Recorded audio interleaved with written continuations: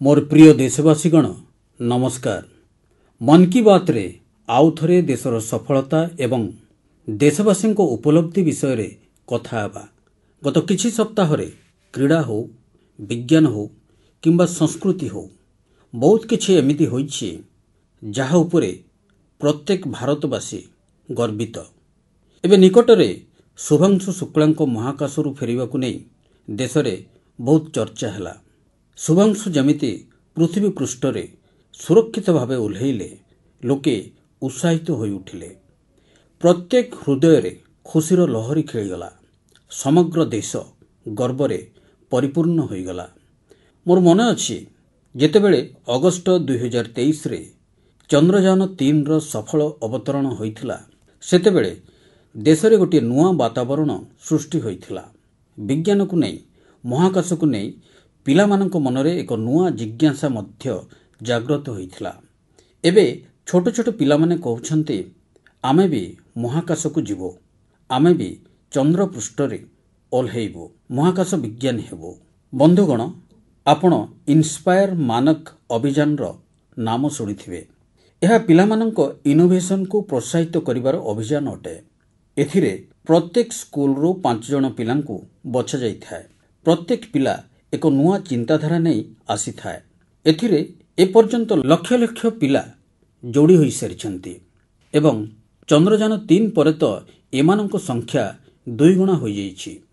देश रे space startups गुडिकर संख्या मध्य द्रुत गति रे वृद्धि पाउछि। 5 वर्ष पूर्वरु 50 रु भी कम स्टार्टअप्स थिला। आज केवल महाकाश क्षेत्र रे एही संख्या 200 रु अधिक होई गलानी। बंधुगण, आसंता मास अर्थात अगस्त 23 तारिख दिन होछि जातीय महाकाश दिवस, नेशनल स्पेस डे। आपण एहाकू किबोली भाबे पालन करिवे, कोनोसी नुआ कथा चिंता करिसंते कि मते नमो आप रे निश्चय मेसेज पठेबे। बंधुगण, 21 शताब्दीर भारत रे आज विज्ञान एक नुआ शक्ति सह अग्रसर होछि। किछि दिन पूर्वे आम छात्र माने इंटरनेशनल केमिस्ट्री ओलंपियाड रे पदक जीतिछन्ति। देवेश पंकज, संदीप कोची, देवदत्त प्रियदर्शी एवं उज्जवल केसरी, एही 4 जण भारतर नाम गौरवान्वित करिछन्ति। गणितर दुनिया रे मध्य भारत निजर परिचय को आहुरी मजबूत करिछि। ऑस्ट्रेलिया रे होइथिबा इंटरनेशनल मैथमेटिकल ओलंपियाड रे आम छात्र छात्री माने 3टी स्वर्ण, 2टी रौप्य एवं गोटे कांस्य पदक हासिल करिछन्ति। बंधुगण, आसंता मासरे मुंबई रे एस्ट्रोनॉमी एवं एस्ट्रोफिजिक्स ओलंपियाड हेबाकू जाउछि। एथिरे 60 रु अधिक देशर छात्र छात्री माने अंशग्रहण करिवे। वैज्ञानिक माने मध्य जोग देबे। एहा ए पर्यंत सर्वबृहत ओलंपियाड हेबो। देखिबाकू गले भारत वर्तमान ओलंपिक एवं ओलंपियाड उभय पई आगो को बढ़ुछि। मोर प्रिय देशवासीगण, आम समस्तंकु गर्वरे परिपूर्ण करिबा भଳି आउ एक खबर आसीछि यूनेस्को रु। यूनेस्को 12टी मरहट्टा दुर्ग को वर्ल्ड हेरिटेज साइट्स रूपे मान्यता दैछि। 11टी दुर्ग महाराष्ट्र रे, गोटिए तमिलनाडु रे। प्रत्येक दुर्ग सहित इतिहास रो गोटिए गोटिए पृष्ठा जड़ित। प्रत्येक पत्थर गोटे ऐतिहासिक घटनार साक्षी होई रहिछि। सलहेर दुर्ग जोठारे मोगल मानकर पराजय होइथिला। शिवनेरी जोठारे छत्रपति शिवाजी महाराज जन्मग्रहण करिथिले। एभଳି दुर्ग जहाकू शत्रु भेद करि परिले नाही। खांदेरी दुर्ग समुद्र मध्यरे निर्मित एक अद्भुत दुर्ग। शत्रु माने तांकू अटकाइबाकू चाहुथिले, किंतु शिवाजी महाराज असंभव को मध्य संभव करी देखैले। प्रतापगढ़ दुर्ग जोठारे अफजल खान उपरे विजय प्राप्त होइथिला। सही गाथार प्रतिध्वनि आज भी दुर्गर प्राचीर रे रहिछि। विजय दुर्ग जोथिरे गुप्त सुड़ंग थिला। छत्रपति शिवाजी महाराजंक दूरदृष्टिर प्रमाण एई दुर्गरु ही मिली थाए। मु किछि वर्ष पूर्वरु रायगढ़ गस्त करिथिली। छत्रपति शिवाजी महाराजंक प्रतिमा सम्मुखरे प्रणिपात करिथिली। एई अनुभूति आजीवन मो सहित रहिबो। बंधुगण, ଦେଶର ଅନ୍ୟ ଅଞ୍ଚଳରେ ମଧ୍ୟ ଏଭଳି ଅଦ୍ଭୁତ ଦୁର୍ଗ ଅଛି ଯେଉଁଗୁଡ଼ିକ ଆକ୍ରମଣ ସହିଛି, ପ୍ରତିକୂଳ ପାଗର ସାମ୍ନା କରିଛି, କିନ୍ତୁ ଆତ୍ମସମ୍ମାନକୁ କେବେ ବି ନଇଁବାକୁ ଦେଇନାହିଁ। ରାଜସ୍ଥାନର ଚିତ୍ତୋରଗଡ଼ ଦୁର୍ଗ, କୁମ୍ଭଲଗଡ଼ ଦୁର୍ଗ, ରଣଥମ୍ଭୋର ଦୁର୍ଗ, ଆମେର ଦୁର୍ଗ, ଜୈସଲମର ଦୁର୍ଗ ତ ବିଶ୍ୱ ପ୍ରସିଦ୍ଧ। କର୍ଣ୍ଣାଟକର ଗୁଲବର୍ଗା ଦୁର୍ଗ ମଧ୍ୟ ବହୁତ ବଡ଼। ଚିତ୍ରଦୁର୍ଗ କିଲ୍ଲାର ବିଶାଳତା ମଧ୍ୟ ଆପଣଙ୍କୁ କୌତୂହଳରେ ଭରିଦେବ ଯେ ସେ ସମୟରେ ଏହି ଦୁର୍ଗ କିଭଳି ନିର୍ମିତ ହୋଇଥିବ। ବନ୍ଧୁଗଣ, ଉତ୍ତରପ୍ରଦେଶର ବାନ୍ଦାଠାରେ ରହିଛି କାଲିଞ୍ଜର କିଲ୍ଲା। ମହମ୍ମଦ ଗଜନୀ ଅନେକ ଥର ଏହି ଦୁର୍ଗ ଉପରେ ଆକ୍ରମଣ କରିଥିଲା, କିନ୍ତୁ ପ୍ରତ୍ୟେକ ଥର ବିଫଳ ହେଲା। ବୁନ୍ଦେଲଖଣ୍ଡରେ ଏଭଳି ଅନେକ ଦୁର୍ଗ ରହିଛି। ଗୋଆଲିୟର, ଝାନ୍ସୀ, ଦତିଆ, ଅଜୟଗଡ଼, ଗଡ଼କୁଣ୍ଡାର, ଚାନ୍ଦେରୀ।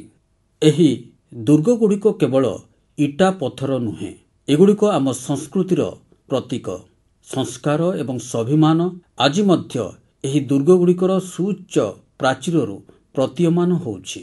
ମୁଁ ସମସ୍ତ ଦେଶବାସୀଙ୍କୁ ଅନୁରୋଧ କରୁଛି, ଏହି ଦୁର୍ଗଗୁଡ଼ିକୁ ଭ୍ରମଣ କରନ୍ତୁ, ନିଜ ଇତିହାସକୁ ଜାଣନ୍ତୁ, ଗର୍ବ ଅନୁଭବ କରନ୍ତୁ।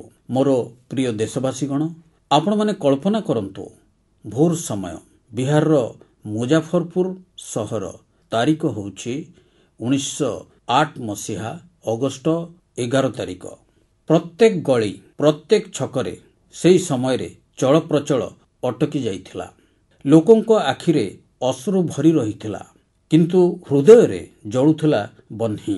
ଲୋକମାନେ ଜେଲକୁ ଘେରି ରହିଥିଲେ, ଯେଉଁଠାରେ ଜଣେ 18 ବର୍ଷର ଯୁବକ ଇଂରେଜମାନଙ୍କ ବିରୁଦ୍ଧରେ ନିଜ ଦେଶପ୍ରେମ ପ୍ରକାଶ କରିବାର ମୂଲ୍ୟ ଦେଉଥିଲା।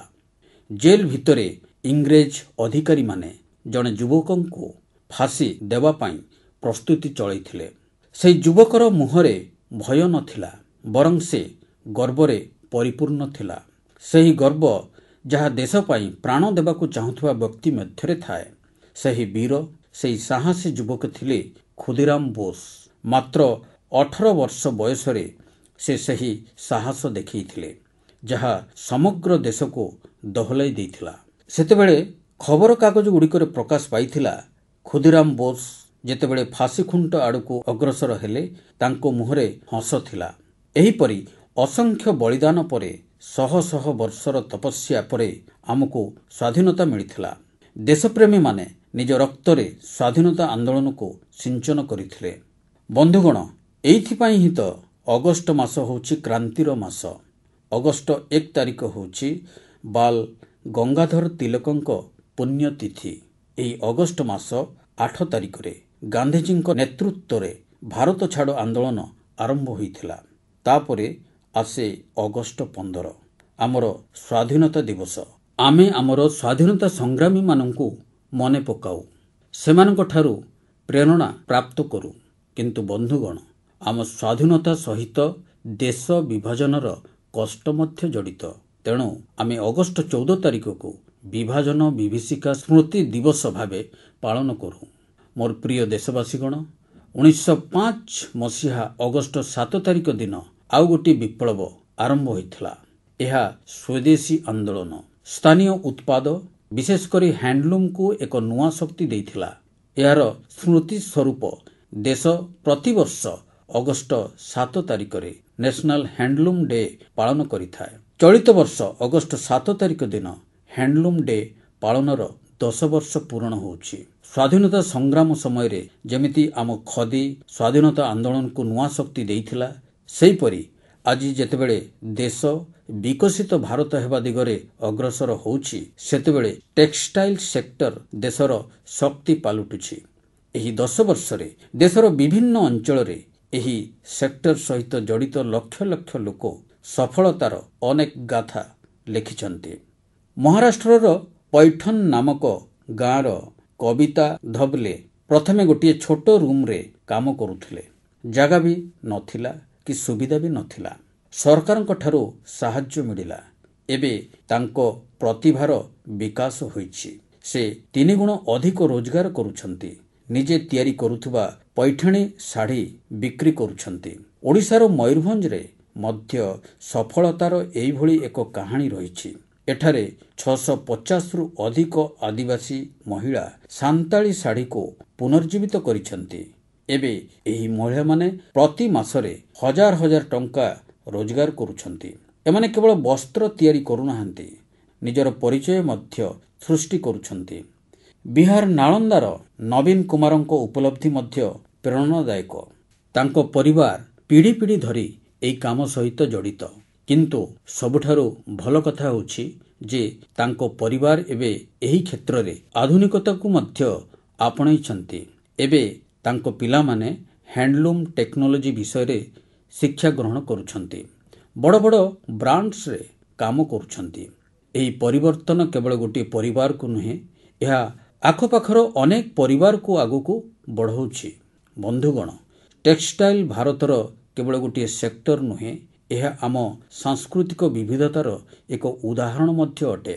ଆଜି ଟେକ୍ସଟାଇଲ ଏବଂ ଆପାରେଲ ମାର୍କେଟ ଅତି ଦ୍ରୁତ ଗତିରେ ବୃଦ୍ଧି ପାଇ ଚାଲିଛି ଏବଂ ଏହି ବିକାଶର ସବୁଠାରୁ ସୁନ୍ଦର କଥା ହେଉଛି ଯେ ଗାଁର ମହିଳାମାନେ, ସହରର ଡିଜାଇନର, ବୟସ୍କ ବୁଣାକାର ଏବଂ ଷ୍ଟାର୍ଟଅପ୍ ଆରମ୍ଭ କରୁଥିବା ଆମ ଯୁବକମାନେ ସମସ୍ତେ ମିଶି ଏହାକୁ ଆଗକୁ ବଢ଼ାଉଛନ୍ତି। ଆଜି ଭାରତରେ 3000ରୁ ଅଧିକ ଟେକ୍ସଟାଇଲ ଷ୍ଟାର୍ଟଅପ୍ ସକ୍ରିୟ ରହିଛି। ଅନେକ ଷ୍ଟାର୍ଟଅପ୍ ଭାରତର ହ୍ୟାଣ୍ଡଲୁମ୍ ପରିଚୟକୁ ଗ୍ଲୋବାଲ ହାଇଟ୍ ଦେଇଛନ୍ତି। ବନ୍ଧୁଗଣ, 2047ର ବିକଶିତ ଭାରତର ରାସ୍ତା ଆତ୍ମନିର୍ଭରଶୀଳତା ଦେଇ ଗତି କରୁଛି ଏବଂ ଆତ୍ମନିର୍ଭର ଭାରତର ସବୁଠାରୁ ବଡ଼ ଆଧାର ହେଉଛି ଭୋକାଲ ଫର ଲୋକାଲ। ଯେଉଁ ଜିନିଷଗୁଡ଼ିକ ଭାରତରେ ତିଆରି ହୋଇଛି, ଯାହାକୁ ତିଆରି କରିବାରେ କୌଣସି ଭାରତୀୟର ଝାଳ ବହିଛି, ତାହା ହିଁ କିଣନ୍ତୁ ଏବଂ ତାହା ହିଁ ବିକ୍ରି କରନ୍ତୁ। ଏହା ଆମର ସଂକଳ୍ପ ହେବା ଉଚିତ। ମୋର ପ୍ରିୟ ଦେଶବାସୀଗଣ, ଭାରତର ବିବିଧତାର ସବୁଠାରୁ ସୁନ୍ଦର ଝଲକ ଆମର ଲୋକଗୀତ ଏବଂ ପରମ୍ପରାରେ ମିଳିଥାଏ ଏବଂ ଏହାର ଅଂଶ ହେଉଛି ଆମର ଭଜନ ଓ କୀର୍ତ୍ତନ। କିନ୍ତୁ ବନାଗ୍ନି ସମ୍ପର୍କରେ କୀର୍ତ୍ତନ ମାଧ୍ୟମରେ ଲୋକମାନଙ୍କୁ ସଚେତନ କରାଯାଉଥିବା କଥା ଆପଣମାନେ କେବେ ଶୁଣିଛନ୍ତି କି? ବୋଧହୁଏ ଆପଣମାନେ ଏକଥାକୁ ବିଶ୍ୱାସ କରିନପାରନ୍ତି, କିନ୍ତୁ ଓଡ଼ିଶାର କେନ୍ଦୁଝର ଜିଲ୍ଲାରେ ଏକ ଅଦ୍ଭୁତ କାର୍ଯ୍ୟ ଚାଲିଛି। ଏଠାରେ ରାଧାକୃଷ୍ଣ ସଂକୀର୍ତ୍ତନ ମଣ୍ଡଳୀ ନାମକ ଏକ ଦଳ ଅଛି। ଭକ୍ତି ସହିତ ଏହି ଦଳ ଆଜି ପରିବେଶ ସୁରକ୍ଷାର ମନ୍ତ୍ର ମଧ୍ୟ ଜପୁଛି। ଏହି ପଦକ୍ଷେପର ପ୍ରେରଣା ହେଉଛନ୍ତି ପ୍ରମିଳା ପ୍ରଧାନ। ଜଙ୍ଗଲ ଏବଂ ପରିବେଶର ସୁରକ୍ଷା ପାଇଁ ସେ ପାରମ୍ପରିକ ଗୀତରେ ନୂଆ ଶବ୍ଦ, ନୂଆ ବାର୍ତ୍ତା ଯୋଡ଼ିଲେ। ତାଙ୍କ ଦଳ ଗାଁ ଗାଁ ବୁଲିଲା, ଜଙ୍ଗଲରେ ଲାଗୁଥିବା ନିଆଁରୁ କେତେ କ୍ଷତି ହୁଏ ତାହା ସେ ଗୀତ ମାଧ୍ୟମରେ ଲୋକଙ୍କୁ ବୁଝାଇଲେ। ଏହି ଉଦାହରଣ ଆମକୁ ଏକଥା ମନେ ପକାଇ ଦିଏ ଯେ ଆମ ଲୋକ ପରମ୍ପରାଗୁଡ଼ିକ କୌଣସି ପୁରୁଣା ଯୁଗର ଜିନିଷ ନୁହେଁ। ଏଥିରେ ଆଜି ବି ସମାଜକୁ ଦିଗ୍ଦର୍ଶନ ଦେବାର ଶକ୍ତି ରହିଛି। ମୋର ପ୍ରିୟ ଦେଶବାସୀଗଣ, ଭାରତର ସଂସ୍କୃତିର ଏକ ବଡ଼ ଆଧାର ହେଉଛି ଆମ ପର୍ବପର୍ବାଣୀ ଏବଂ ପରମ୍ପରା। କିନ୍ତୁ ଆମ ସଂସ୍କୃତିର ଜୀବନୀ ଶକ୍ତିର ଆଉ ଗୋଟିଏ ଦିଗ ରହିଛି। ଏହା ହେଉଛି ନିଜର ବର୍ତ୍ତମାନ ଏବଂ ନିଜ ଇତିହାସକୁ ଡକ୍ୟୁମେଣ୍ଟ କରି ରଖିବା। ଆମର ପ୍ରକୃତ ଶକ୍ତି ହେଉଛି ସେହି ଜ୍ଞାନ ଯାହା ଶହ ଶହ ବର୍ଷ ଧରି ପାଣ୍ଡୁଲିପି ବା ମ୍ୟାନୁସ୍କ୍ରିପ୍ଟ ରୂପରେ ସଂରକ୍ଷିତ ହୋଇ ରହିଛି। ଏହି ପାଣ୍ଡୁଲିପି ଗୁଡ଼ିକରେ ବିଜ୍ଞାନ ଅଛି, ଚିକିତ୍ସା ପଦ୍ଧତି ଅଛି, ସଙ୍ଗୀତ ଅଛି, ଦର୍ଶନ ଅଛି ଏବଂ ସବୁଠାରୁ ବଡ଼ କଥା ହେଉଛି ସେହି ଚିନ୍ତନ ଯାହା ମାନବତାର ଭବିଷ୍ୟତକୁ ଉଜ୍ଜ୍ୱଳ କରିପାରେ। ବନ୍ଧୁଗଣ, ଏହିପରି ଅସାଧାରଣ ଜ୍ଞାନକୁ, ଏହି ପରମ୍ପରାକୁ ସାଇତି ରଖିବା ଆମ ସମସ୍ତଙ୍କ ଦାୟିତ୍ୱ। ଆମ ଦେଶରେ ପ୍ରତ୍ୟେକ କାଳଖଣ୍ଡରେ ଏପରି ଲୋକ ରହିଛନ୍ତି ଯେଉଁମାନେ ଏହାକୁ ନିଜର ସାଧନା କରିନେଇଛନ୍ତି। ସେହିପରି ଜଣେ ପ୍ରେରଣାଦାୟୀ ବ୍ୟକ୍ତିତ୍ୱ ହେଉଛନ୍ତି ତାମିଲନାଡୁର ତାଞ୍ଜାଭୁରର ମଣି ମାରଞ୍ଜି। ତାଙ୍କୁ ଲାଗିଲା ଯେ ଯଦି ଆଜିର ପିଢ଼ି ତାମିଲ ପାଣ୍ଡୁଲିପି ପଢ଼ିବା ଶିଖିବ ନାହିଁ, ତେବେ ଆଗାମୀ ସମୟରେ ଏହି ଅମୂଲ୍ୟ ଐତିହ୍ୟ ହଜିଯିବ। ସେଥିପାଇଁ ସେ ସନ୍ଧ୍ୟାରେ କ୍ଲାସ୍ ଆରମ୍ଭ କଲେ, ଯେଉଁଠି ଛାତ୍ର, ଚାକିରି କରୁଥିବା ଯୁବକ, ଗବେଷକ ସମସ୍ତେ ଏଠାକୁ ଆସି ଶିଖିବାକୁ ଲାଗିଲେ।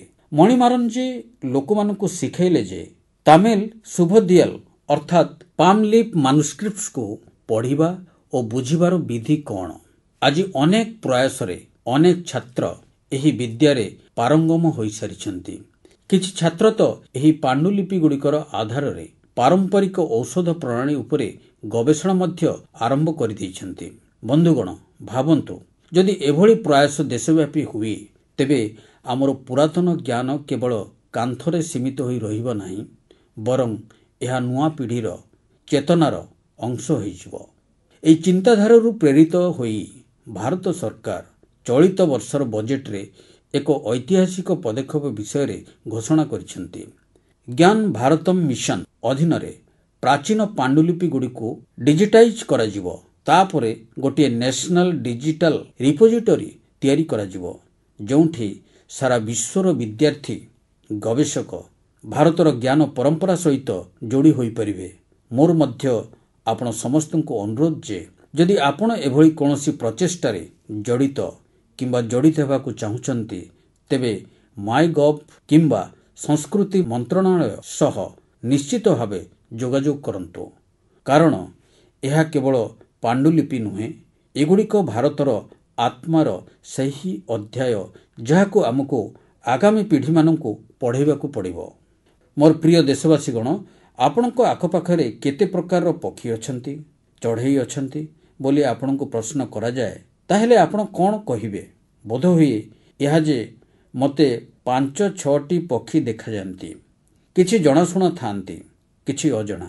କିନ୍ତୁ ଏହା ଜାଣିବା ବହୁତ ରୋଚକ ହୋଇଥାଏ ଯେ ଆମ ଆଖପାଖରେ ପକ୍ଷୀମାନଙ୍କ କେଉଁ କେଉଁ ପ୍ରଜାତି ବାସ କରନ୍ତି।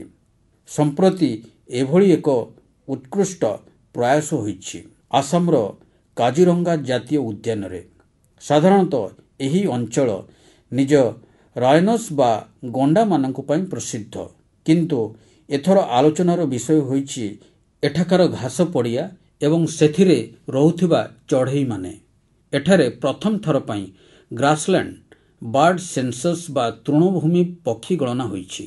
ଆପଣମାନେ ଜାଣି ଖୁସି ହେବେ ଯେ ଏହି ସେନ୍ସସ୍ ଯୋଗୁଁ 40ରୁ ଅଧିକ ପ୍ରଜାତିର ପକ୍ଷୀ ଚିହ୍ନଟ ହୋଇଛନ୍ତି। ଏଥିରେ ଅନେକ ବିରଳ ପକ୍ଷୀ ମଧ୍ୟ ରହିଛନ୍ତି। ଆପଣ ଭାବୁଥିବେ ଏତେ ପକ୍ଷୀ କିପରି ଚିହ୍ନଟ ହେଲେ?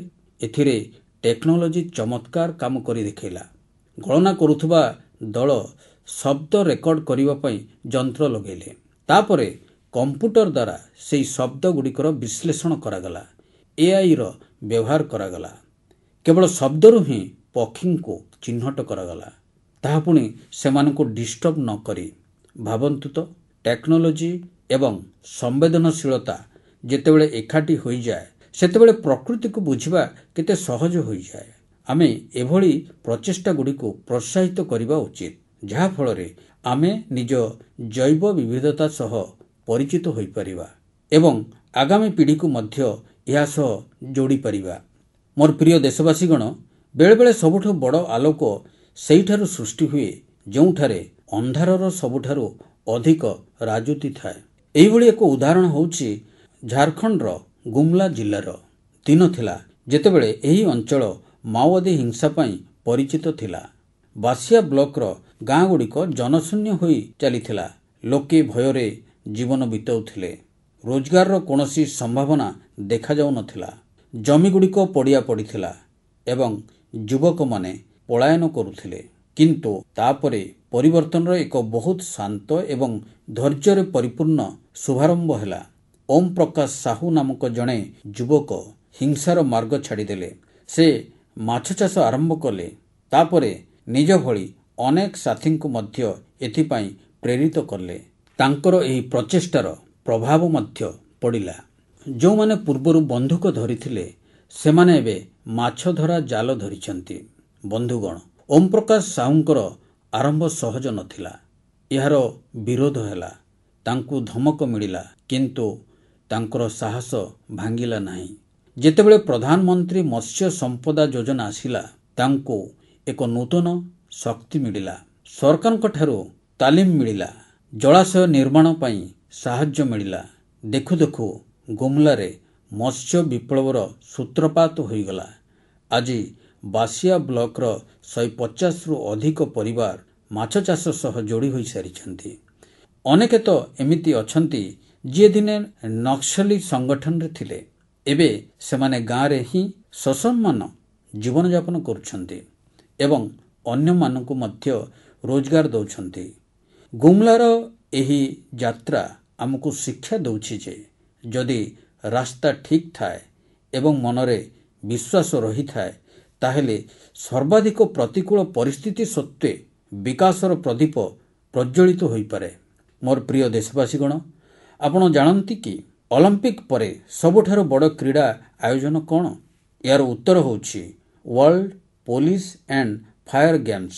ସମଗ୍ର ବିଶ୍ୱର ପୋଲିସ କର୍ମୀ, ଅଗ୍ନିଯୋଦ୍ଧା, ପ୍ରତିରକ୍ଷା ସହ ଜଡ଼ିତ ବ୍ୟକ୍ତିମାନଙ୍କ ମଧ୍ୟରେ ହେଉଥିବା ସ୍ପୋର୍ଟସ ଟୁର୍ଣ୍ଣାମେଣ୍ଟ। ଏଥର ଏହି ଟୁର୍ଣ୍ଣାମେଣ୍ଟ ଆମେରିକାରେ ଆୟୋଜିତ ହୋଇଥିଲା ଏବଂ ଭାରତ ଏଥିରେ ଇତିହାସ ସୃଷ୍ଟି କରିଦେଲା।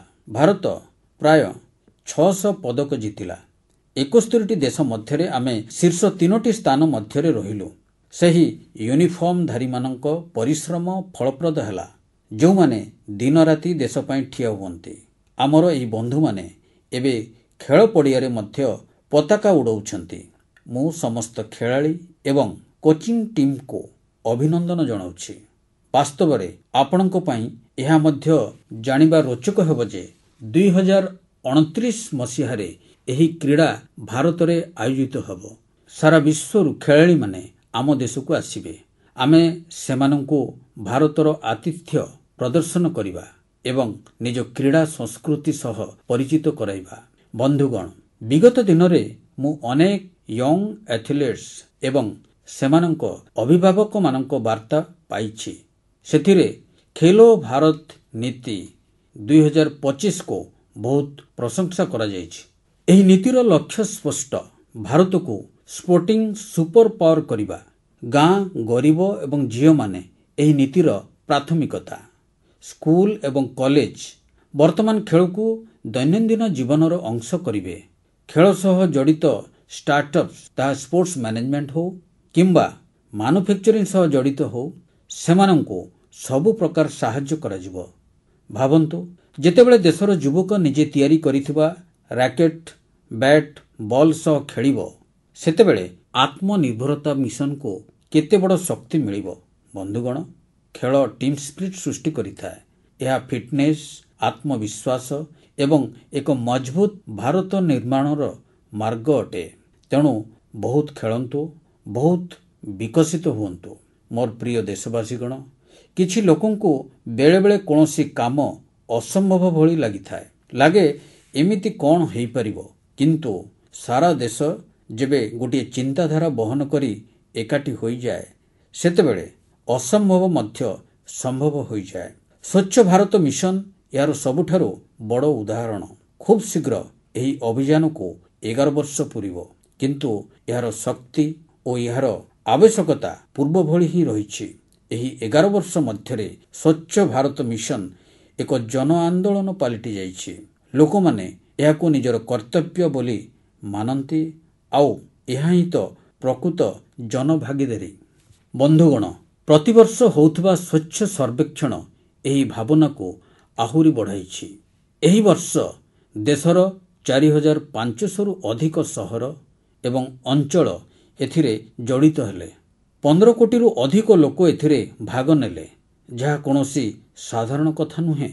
ଏହା ସ୍ୱଚ୍ଛ ଭାରତର ସ୍ୱର। ବନ୍ଧୁଗଣ, ସ୍ୱଚ୍ଛତାକୁ ନେଇ ଆମ ସହର, ଆମ ଅଞ୍ଚଳ ନିଜର ଆବଶ୍ୟକତା ଏବଂ ପରିବେଶ ଅନୁସାରେ ଅଲଗା ଅଲଗା ଉପାୟରେ କାମ କରୁଛନ୍ତି। ଆଉ ଏହାର ପ୍ରଭାବ କେବଳ ଏହି ସହର ମଧ୍ୟରେ ସୀମିତ ହୋଇ ରହିନାହିଁ। ସାରା ଦେଶ ଏହି ଉପାୟଗୁଡ଼ିକ ଅବଲମ୍ବନ କରୁଛି। ଉତ୍ତରାଖଣ୍ଡରେ କୀର୍ତ୍ତିନଗରର ଲୋକେ ପାହାଡ଼ରେ ୱେଷ୍ଟ ମ୍ୟାନେଜମେଣ୍ଟର ନୂଆ ଉଦାହରଣ ସୃଷ୍ଟି କରିଛନ୍ତି। ସେହିପରି ମାଙ୍ଗାଲୁରୁରେ ଟେକ୍ନୋଲୋଜି ସାହାଯ୍ୟରେ ଅର୍ଗାନିକ ୱେଷ୍ଟ ମ୍ୟାନେଜମେଣ୍ଟର କାମ ଚାଲିଛି। ଅରୁଣାଚଳରେ ଗୋଟିଏ ଛୋଟ ସହର ହେଉଛି ରୋଇଂ। ଦିନ ଥିଲା ଯେତେବେଳେ ଏଠାରେ ଲୋକମାନଙ୍କ ସ୍ୱାସ୍ଥ୍ୟକୁ ଦୃଷ୍ଟିରେ ରଖି ୱେଷ୍ଟ ମ୍ୟାନେଜମେଣ୍ଟ ବହୁତ ବଡ଼ ଚ୍ୟାଲେଞ୍ଜ ଥିଲା।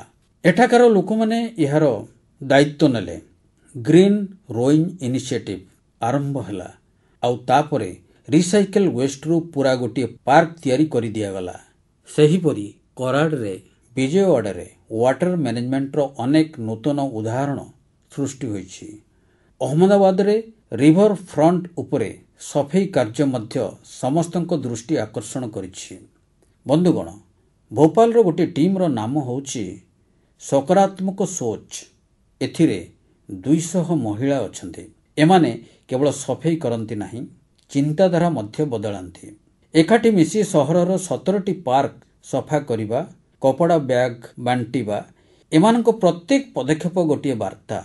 ଏଭଳି ପ୍ରୟାସ ଯୋଗୁଁ ହିଁ ଭୋପାଳ ମଧ୍ୟ ଏବେ ସ୍ୱଚ୍ଛ ସର୍ବେକ୍ଷଣରେ ବହୁତ ଆଗକୁ ଆସିଲାଣି। ଲକ୍ଷ୍ନୌର ଗୋମତୀ ନଦୀ ଟିମ୍ର ଉଲ୍ଲେଖ ମଧ୍ୟ ଜରୁରୀ। 10 ବର୍ଷ ହେଲା ପ୍ରତି ରବିବାର ନ ଥକି ନ ଅଟକି ଏହି ଟିମ୍ର ଲୋକେ ସ୍ୱଚ୍ଛତା କାର୍ଯ୍ୟରେ ଲାଗିଛନ୍ତି। ଛତିଶଗଡ଼ର ବିଲ୍ହାର ଉଦାହରଣ ମଧ୍ୟ ଚମକପ୍ରଦ। ଏଠାରେ ମହିଳାମାନଙ୍କୁ ୱେଷ୍ଟ ମ୍ୟାନେଜମେଣ୍ଟ ସମ୍ପର୍କରେ ତାଲିମ ଦିଆଗଲା, ଆଉ ସେମାନେ ମିଶି ସହରର ଚିତ୍ର ବଦଳାଇ ଦେଲେ। ଗୋଆର ପଣଜି ସହରର ଉଦାହରଣ ମଧ୍ୟ ପ୍ରେରଣାଦାୟକ। ସେଠାରେ ବର୍ଜ୍ୟ ପଦାର୍ଥଗୁଡ଼ିକୁ 16ଟି ଶ୍ରେଣୀରେ ପୃଥକ୍ କରାଯାଏ। ଏହାର ନେତୃତ୍ୱ ମଧ୍ୟ ମହିଳାମାନେ କରୁଛନ୍ତି। ପଣଜିକୁ ତ ରାଷ୍ଟ୍ରପତି ପୁରସ୍କାର ମଧ୍ୟ ମିଳିଛି। ବନ୍ଧୁଗଣ, ସ୍ୱଚ୍ଛତା କେବଳ ଗୋଟିଏ ସମୟର ବା ଗୋଟିଏ ଦିନର କାମ ନୁହେଁ। ଯେତେବେଳେ ଆମେ ବର୍ଷରେ ପ୍ରତିଦିନ ପ୍ରତି ମୁହୂର୍ତ୍ତରେ ସ୍ୱଚ୍ଛତାକୁ ପ୍ରାଧାନ୍ୟ ଦେବା, ସେତେବେଳେ ହିଁ ଦେଶ ସ୍ୱଚ୍ଛ ରହିପାରିବ। ବନ୍ଧୁଗଣ, ଶ୍ରାବଣର ଫୁଆରା ମଧ୍ୟରେ ଦେଶ ପୁଣି ଥରେ ପର୍ବପର୍ବାଣୀର ଜାକଜମକରେ ସଜେଇ ହେବାକୁ ଯାଉଛି। ଆଜି ହେଉଛି ହରିଆଲି ତୀଜ ପର୍ବ, ତାପରେ ନାଗପଞ୍ଚମୀ ଓ ରକ୍ଷାବନ୍ଧନ, ତାପରେ ଜନ୍ମାଷ୍ଟମୀ, ଆମ ନଟଖାଟିଆ କାହ୍ନାର ଜନ୍ମର ଉତ୍ସବ। ଏହି ସମସ୍ତ ପର୍ବ ଆମ ଭାବାବେଗ ସହିତ ଜଡ଼ିତ। ଏହା ଆମକୁ ପ୍ରକୃତି ସହ ସଂଯୋଗ ଏବଂ ସନ୍ତୁଳନର ବାର୍ତ୍ତା ଦିଏ। ଆପଣ ସମସ୍ତଙ୍କୁ ଏହି ପବିତ୍ର ପର୍ବଗୁଡ଼ିକର ଅନେକ ଶୁଭେଚ୍ଛା। ମୋର ପ୍ରିୟ ବନ୍ଧୁଗଣ, ନିଜର ଚିନ୍ତାଧାରା ଓ ଅନୁଭୂତି ବାଣ୍ଟୁଥାନ୍ତୁ। ଆସନ୍ତା ମାସରେ ପୁଣି ଦେଶବାସୀଙ୍କ କିଛି ନୂଆ ଉପଲବ୍ଧି ଏବଂ ପ୍ରେରଣା ସହିତ ଭେଟିବା। ନିଜର ଯତ୍ନ ନିଅନ୍ତୁ। ବହୁତ ବହୁତ ଧନ୍ୟବାଦ।